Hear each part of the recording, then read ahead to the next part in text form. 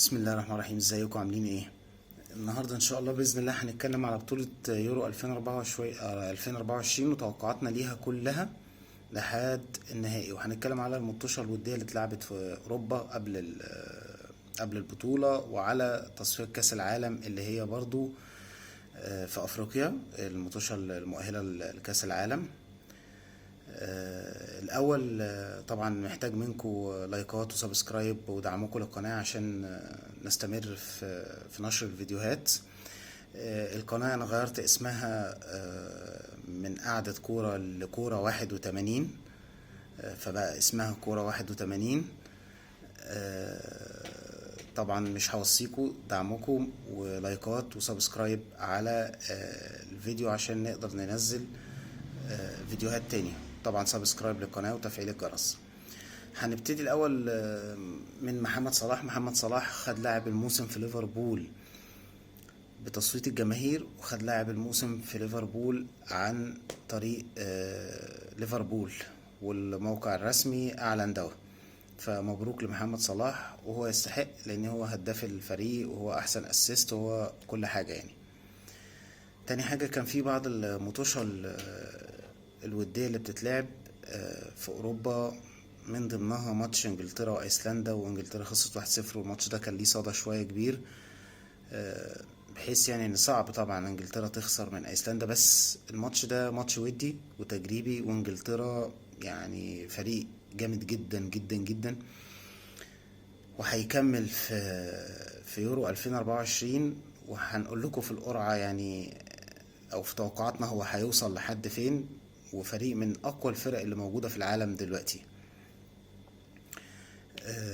طبعا في مطوشة كانت بتلعب في افريقيا في تصفية كاس العالم، عشان الناس اللي كانت بتنتقد المنتخب، وانا انتقدت طبعا المنتخب في الشوط التاني. الشوط الاول كان شوط حلو جدا، لكن الشوط التاني كان شوط وحش جدا جدا جدا، والكابتن حسام معرفش ان هو يغير الخطة او يغير بدري ويلعب ماتش احسن من كده في الشوط التاني، لان هو لعب الشوط الاول لكن الشوط التاني كان وحش جدا. عندنا فرق برضو يعني برضو ما لعبتش حلو، يعني المغرب كسب زامبيا 2-1 برضو بالعافية، مش اللي هو النتيجة الكبيرة. السنغال اتعادلت 1-1 في ملعبها مع الكونغو. الجزائر اتغلبت من غينيا في الجزائر. نيجيريا وجنوب افريقيا اتعادلوا 1-1 في نيجيريا. فكل النتائج مش يعني ايه مش حلوة. فكويس والحمد لله ان منتخب مصر قدر ان هو يفوز. طبعا كلنا كان لينا تعليقات على الشوط التاني، منتقدات على الشوط التاني، بس احنا برضو في ظهر الكابتن حسام لسه، وهو بس يحسب من الطريقة الدفاعية للفريق، وفي نفس الوقت من التغييرات، وان التغييرات تبقى يعني بدري عن كده. يعني في ماتش بوركينا فاسو كان المفروض تكون التغييرات بدري عن كده، من الدقيقة 60 من الدقيقة 65، هو اتأخر جدا عبال ما غير اضطراري، وبعدين غير في الدقيقة 91. فلازم يبقى في حلول احسن من كده. فان شاء الله باذن الله عندنا ماتش غينيا بساوي يوم الاثنين، ان شاء الله نفوزه، وبعد كده نتكلم باذن الله، ويقدر يظبط دنيته ويظبط اللعيبه اللي هيختارها وينتقيها كويس جدا. هنخش بقى على بطولة اليورو 2024 اللي هتبتدي يوم السبت ان شاء الله باذن الله في المانيا. هنقول توقعاتنا للمجموعات لحد النهائي. الاول نقول بس المجموعات. اول مجموعة عندنا فيها المانيا واسكتلندا والمجر وسويسرا، والمجموعة التانية فيها اسبانيا وكرواتيا وايطاليا والبانيا، المجموعة التالتة فيها سلوفينيا والدنمارك وصربيا وانجلترا، المجموعة الرابعة فيها بولندا وهولندا والنمسا وفرنسا، المجموعة الخامسة فيها بلجيكا وسلوفاكيا ورومانيا واوكرانيا، المجموعة السادسة فيها تركيا وجورجيا والبرتغال والتشيك. طبعا يعني احنا هنقول بقى ايه توقعاتنا للصاعدين من المجموعة الاولى. هي نظام البطولة الاول هيصعد اول اتنين في 6 ب12 فريق، وهياخدوا احسن 4 توالت يكملوا ال16، فيبقى كده دور ال16. هنقول بقى اللي هيصعد وتوقعاتنا للي هيصعد من المجموعات. اول مجموعة اللي فيها المانيا واسكتلندا والمجر وسويسرا، هيطلع منها المانيا الاول وسويسرا التاني، والمجر هتطلع التالت. دول التلاتة اللي هيصعدوا من المجموعة دي. المجموعة التانية فيها اسبانيا وكرواتيا وايطاليا والبانيا. طبعا اسبانيا الاول، ايطاليا التاني، كرواتيا التالت. المجموعة التالتة فيها سلوفينيا والدنمارك وصربيا وانجلترا. طبعا انجلترا والدنمارك وصربيا، ترتيب الفرق اللي بقولها لكم. الرابعة فيها بولندا وهولندا والنمسا وفرنسا، فرنسا وهولندا وبولندا. الخامسة فيها بلجيكا وسلوفاكيا ورومانيا واوكرانيا، هيبقى بلجيكا الاول وسلوفاكيا التاني واوكرانيا التالت. المجموعة السادسة فيها تركيا وجورجيا والبرتغال والتشيك. البرتغال الاول، تركيا وجورجيا هتحقق مفاجأة وهتطلع تالت المتأهلين. طيب احنا دلوقتي هنيجي لدور ال16.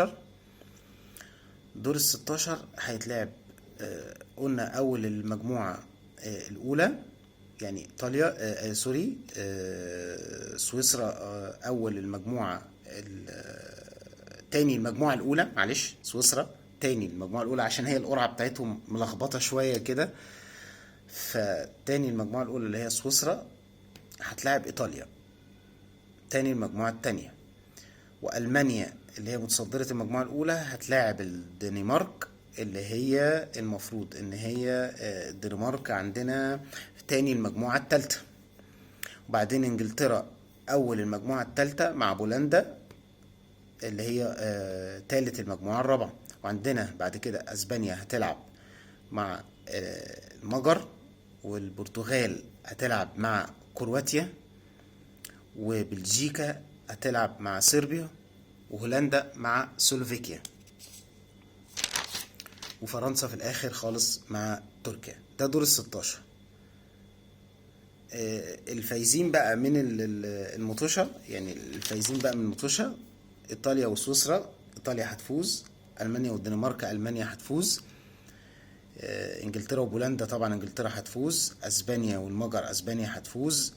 البرتغال وكرواتيا، البرتغال هي اللي هتفوز. وبلجيكا وصربيا، بلجيكا اللي هتفوز. وهولندا وسلوفاكيا، هولندا اللي هتفوز.